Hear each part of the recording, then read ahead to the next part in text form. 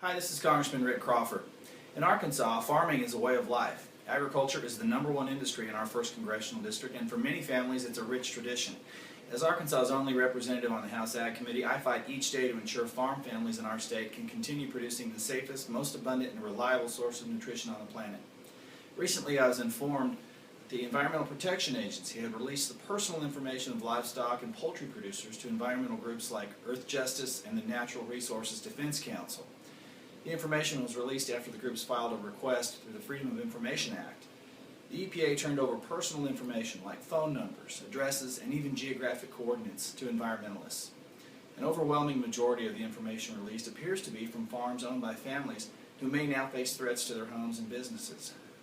I had serious concerns over the EPA's release of this information, particularly regarding individual privacy rights and possible biosecurity threats to the nation's food supply. Releasing this type of information makes producers potential targets for threats. Unfortunately, this release of information is yet another example of the EPA's overreach into the lives of hardworking individuals in rural America.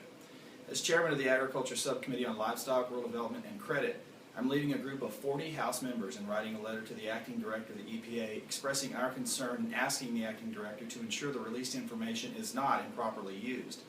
In the letter, we seek to clarify exactly how the EPA obtained producers' private information and if the agency believes that releasing this information makes the producers more likely targets for bioterrorism. It's unacceptable for the EPA to do anything that could jeopardize our nation's food security or threaten American farm operations.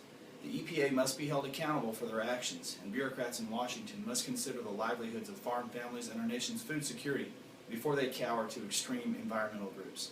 This is Congressman Rick Crawford. Thanks for listening.